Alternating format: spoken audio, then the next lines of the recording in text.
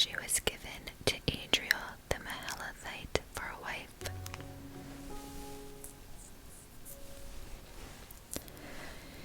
Now Saul's daughter Michal loved David, and they told Saul, and the thing pleased him. Saul thought, let me give her to him, that she may be a snare for him, and that the hand of the Philistines may be against him. For Saul said to David for a second time, you shall now be my son-in-law. And Saul commanded his servants, speak to David in private, and say, behold, the king has delight in you, and all his servants love you. Now then, become the king's son-in-law. And Saul's servants spoke these words in the ears of David. And David said, does it seem to you a little thing to become the king's son-in-law, since I am a poor man and have no reputation? And the servants of Saul told him, thus and so did David speak. Then Saul said, thus shall you say to David, the king desires no bride price except 100 foreskins of the Philistines, that he may be avenged of the king's enemies.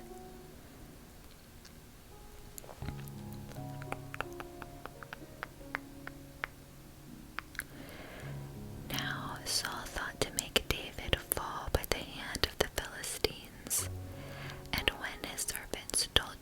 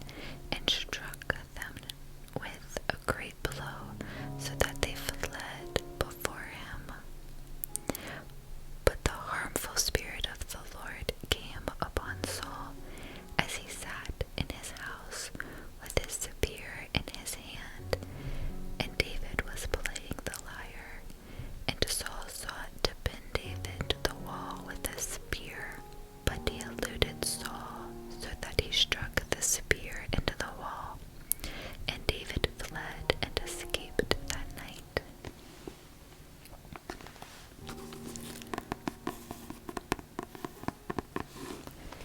Saul sent messengers to David's house to watch him, that he might kill him in the morning.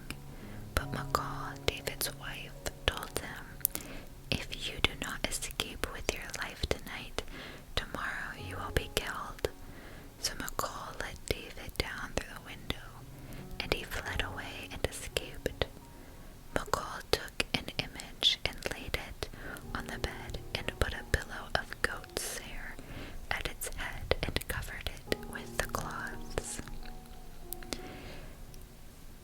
And when Saul sent messengers to take David, she said, "He is sick." Then Saul sent the messengers to see David, saying, "Bring him up to me in the bed, that I may kill him." And when the messengers came in, behold, the image was in the bed, with the pillow of goat's hair at its head. Saul said to Michal, "Why have you deceived me thus, and let my enemy go, so that he has escaped?" And Michal answered Saul, "He said to me, 'Let me go. Why should I kill you?'" Now David fled and escaped, and he came to Samuel at Ramah, and said to him all that Saul had done to him. And he and Samuel went and lived at Naioth. And it was told Saul, "Behold, David is at Naioth in Ramah." Then Saul sent messengers to take David. When they saw the company of the prophets prophesying, and Samuel standing as head over them, the Spirit of God came upon the messengers of Saul, and they also prophesied. When it was told Saul, he sent other messengers, and they also prophesied. And Saul sent messengers again the third time, and they also prophesied. Then he himself went to Ramah, and came to the great well that is in Seku. And he asked, "Where are Samuel and David?" And one said, "Behold, they are at Naioth in Ramah." And he went there to Naioth in Ramah, and the Spirit of God came upon him also. And as he went, he prophesied until he came to Naioth in Ramah. And he too stripped off his clothes, and he too prophesied before Samuel, and lay naked all that day and all that night. Thus it is said, "Is Saul also among the prophets?"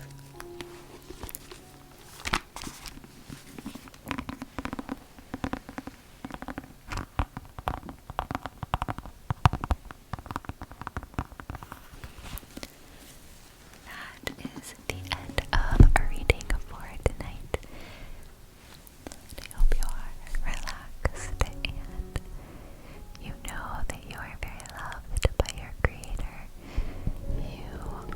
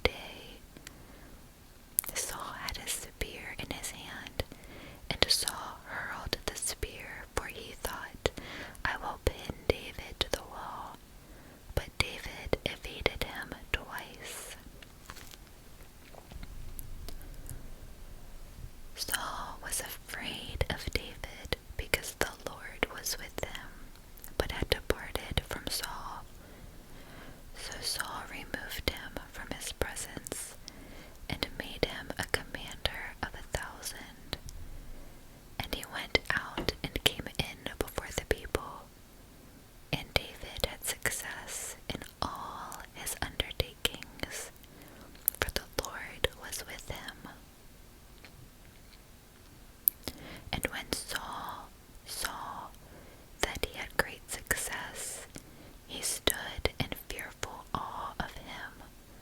But all Israel and Judah loved David, for he went out and came in before them.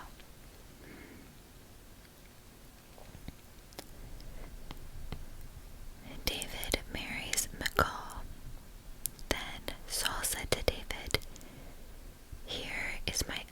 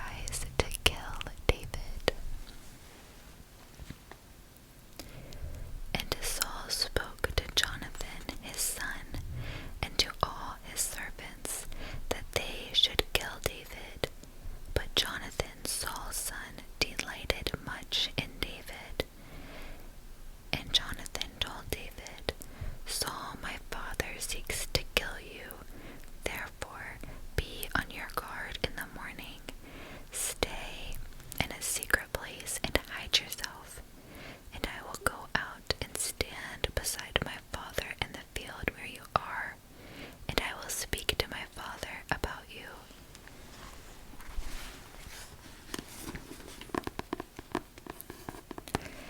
And if I learn anything, I will tell you. And Jonathan spoke well of David to Saul his father, and said to him, Let not the king sin against his servant David, because he has not sinned against you, and because his deeds have brought good to you. For he took his life in his hand, and he struck down the Philistine, and the Lord worked a great salvation for all Israel. You saw it and rejoiced. Why then will you sin against innocent blood by killing David without cause? And Saul listened to the voice of Jonathan. Saul swore, As the Lord lives, he will not be put to death. And Jonathan called David, and Jonathan reported to him all these things. And Jonathan brought David to Saul, and he was in his presence as before.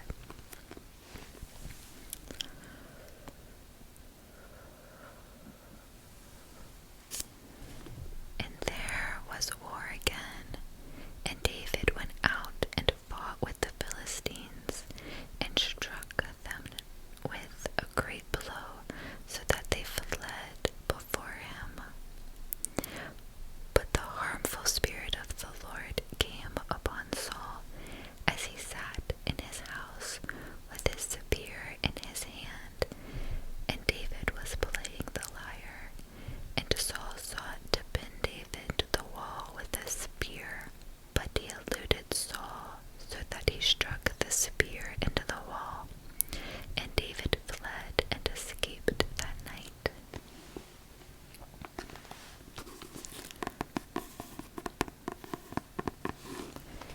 Saul sent messengers to David's house to watch him, that he might kill him in the morning. But Michal, David's wife, told him, If you do not escape with your life tonight, tomorrow you will be killed. So Michal let David down through the window, and he fled away and escaped. Michal took an image and laid it on the bed, and put a pillow of goat's hair at its head, and covered it with the cloths. And when Saul sent messengers to take David, she said, He is sick.